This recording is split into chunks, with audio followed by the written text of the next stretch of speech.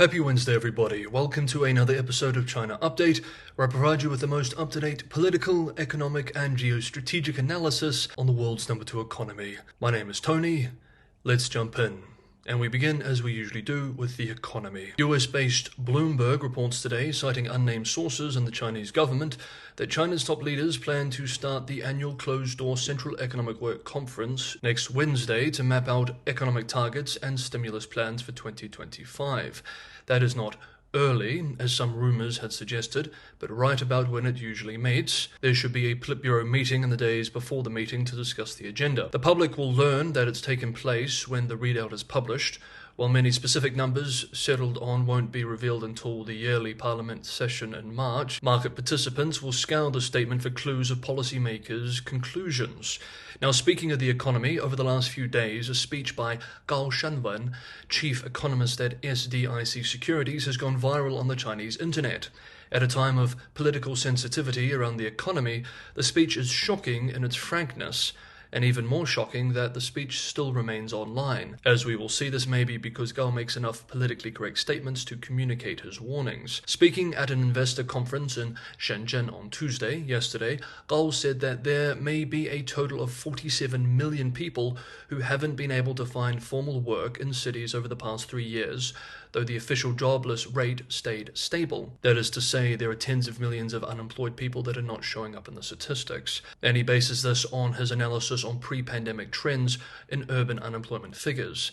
Now, this is equivalent to 10% of China's urban workforce last year. He said that, quote, "For young people, income expectations have become significantly downgraded, with a substantial drop in certainty of income growth, leading to frugality," end quote, adding that China is now, quote, "full of vibrant old people, lifeless young people, and despairing middle-aged people," end quote. In another bold statement, Gao estimated that China's gross domestic product may have been overcounted by 10 percentage points over the past 3 years. This is again based on his analysis of the discrepancy between data on economic growth and the expansion in areas like consumption, investment, and the labour force. Now, how is it that this speech is still online, especially as it is so critical of the economy, its outlook, and has gone viral? Well, Gao concludes by saying, quote, "The current challenges are not growing pains, but cyclical pressures, and the next step is taking measures to solve these problems," end quote. He's basically saying, don't worry, Beijing can fix this with the right policy response. It's impossible to know whether he believes this or whether he's just protecting himself. The mainstream view among economists is that China is facing structural, not cyclical slowdown. Even if it is the latter, some of the points made in his speech are quite startling. Almost 50 million people not employed, that, according to the official statistics, should be. But the fact that such a prominent voice within China has gone viral, making this observation in of itself, is very telling. Next up, China has fired back at the US in response to Washington this week rolling out new semiconductor restrictions. Yesterday, Tuesday, the Ministry of Commerce announced gallium, germanium, antimony, and superhard materials are no longer allowed to be shipped to the United States. The ministry also said it would conduct stricter reviews of the export of graphite to the US and ban the export of dual-use items intended for US military purposes. It cited national security concerns. Also on Tuesday, 4 of the nation's largest state-backed industry associations cautioned companies against buying American processors, the first time China has publicly advised firms in that way. The associations, representing technology and auto companies, among others, called the chips unsafe and unreliable. There were 0 reported exports of the metals to the US this year, which suggests that the American industries were instead drawing on inventories or procuring the metal from other sources. Oliver Fresian, the chief executive of Guardian Metal Resources, a London company that is planning to mine tungsten in Nevada, told US-based The New York Times that the Chinese ban on superhard mineral exports could provoke particular unhappiness in America's national security community. The ban appeared to be aimed at Chinese exports of tungsten, which is vital for making armor-piercing bullets and shells. It will take close to 3 years to establish a new tungsten mine in Nevada, he said, adding, quote, "We're moving things along quite quickly," end quote. Meanwhile, new US restrictions on exporting semiconductors and semiconductor fab technology to China continues to ruffle feathers in the PRC. The measures brought a backlash from the China Semiconductor Industry Association. It expressed, quote, grave concern and strong opposition, end quote, to the move. China's car and internet sectors, major consumers of American chips, echoed the concerns. The China Association of Automobile Manufacturers warned that US chips are increasingly viewed as unreliable, advising Chinese car makers to limit purchases. The Internet Society of China called the export controls a violation of international trade norms and urged companies to explore alternatives, including domestic and non-US suppliers. Unfortunately for these Chinese players, when it comes to these chips, there are only so many players in town. Now we're going to do a deeper dive into the subject, but just quickly, if you're getting some value from today's episode, don't forget to hit the like button. Liking, sharing, and subscribing is a tremendous help for the channel. It helps the channel grow, it helps the algorithm, and I very much appreciate the support. Patreon and Buy Me a Coffee links are also in the description for those who want to help keep the channel financially sustainable. Thank you so much. Yesterday, US-based podcast China Talk did a fantastic deep dive conversation with Dylan Patel of SemiAnalysis and Greg Allen from CSIS into the latest set of US chip restrictions. The title of the podcast makes clear their conclusions. Biden's final export control salvo misfires. Of scalpels and Swiss cheese, the dumbest thing you could do is compromise and build your house in the middle of the street. Now, I wanted to share a few quotes from the episode. There is some noise outside my office. Hopefully this is not too distracting. My apologies. Host.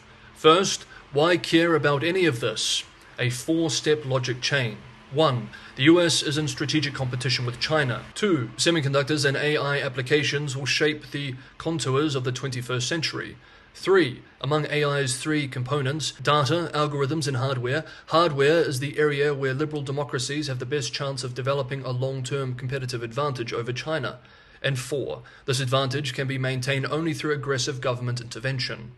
The October 2022 export controls were excellent, prescient in addressing the competition's stakes before ChatGPT's release, and creative in deploying new authorities in an area where the US government had to quickly develop expertise. The October 2023 update, while delayed, effectively addressed major loopholes, particularly regarding GPU exports.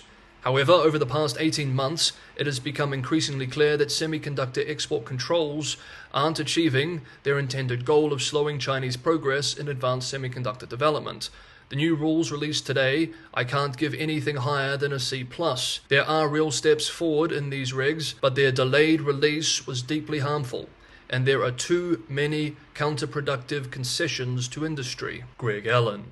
These export controls present a mixed picture. They're undeniably stronger than the October 2023 update, but two crucial factors affect their impact: timing and implementation. The delayed release is significant, particularly considering Chinese stockpiling. While the controls are stronger, major gaps remain in the overall framework. Two main factors created boundaries: the complexity of these controls and the stakeholder dynamics. These regulations are massive and incredibly complex. The controls must be multilateral to prevent other countries from simply filling the gap left by US restrictions. Beyond Japan and the Netherlands, other crucial players include Taiwan, Korea, and various European countries. This extensive consultation process results in 200-plus pages of regulations that everyone can agree to, but requires a full year between updates. Meanwhile, China rapidly identifies every loophole and stockpiles materials for future needs.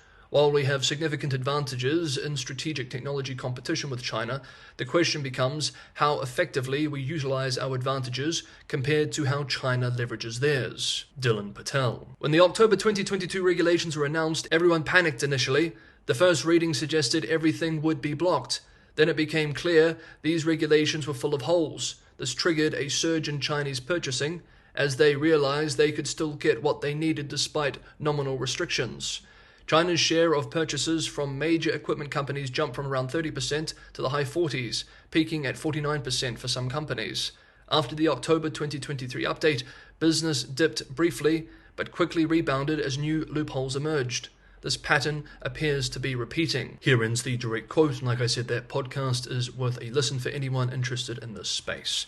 Now, going back to China's ban on rare earths to the US, veteran China analyst Bill Bishop, writing on the development today, expressed, quote, I assume part of the goal is to try to make it clear to Japan, South Korea, and the Netherlands the risks of joining with the US in this latest round of controls. If the PRC thinks this will prompt the incoming Trump administration to decide to back off on the controls, I think they are mistaken. More likely, this will be taken as another reminder of the need to strategically decouple faster." End quote. On this point, it now appears that Robert Lighthizer will not be joining the Trump administration. US-based Politico writes today that Lighthizer, the former US trade chief, quote, "is unlikely to rejoin the Trump administration in an official capacity, say 5 people with knowledge of his plans and personnel conversations within the presidential transition." End quote. That is a significant loss for those who support more protectionist policies, which Lighthizer successfully implemented in Trump's first term, overcoming opposition from more business-friendly anti-tariff cabinet secretaries and advisors. Quote, "His exclusion from Trump's cabinet this time around gives the voices from Wall Street in the White House a much stronger hand in the upcoming administration, and it throws into doubt the president-elect's promises to pursue an even more aggressive second-term trade policy, including a universal tariff of up to 20% on all imports and tariffs at least 3 times as high on Chinese goods." End quote. US-based The Wall Street Journal reports that Lighthizer signaled to Trump's allies that he didn't want to return to his previous role as US Trade Representative in a second term. Lighthizer had long felt he didn't have enough authority as trade representative in his first term, people close to him said. Trump initially thought Lighthizer could be a trade czar, which would have overseen the Commerce Department and the Office of the US Trade Representative. But that idea didn't gain traction as the discussions over his economic team progressed. It is also reported, based on unnamed sources, that since Trump's election victory, Lighthizer has privately continued to advocate for the president-elect's proposed tariff policies. Thus, there are still question marks regarding how next year's economic war between the US and China will unfold. Whatever happens, we will be following it here closely on China Update. Make sure you're subscribed to come along for the ride. That is today's episode of China Update. Thank you so much, everybody, for watching. Have a good Wednesday, and I will see you all tomorrow.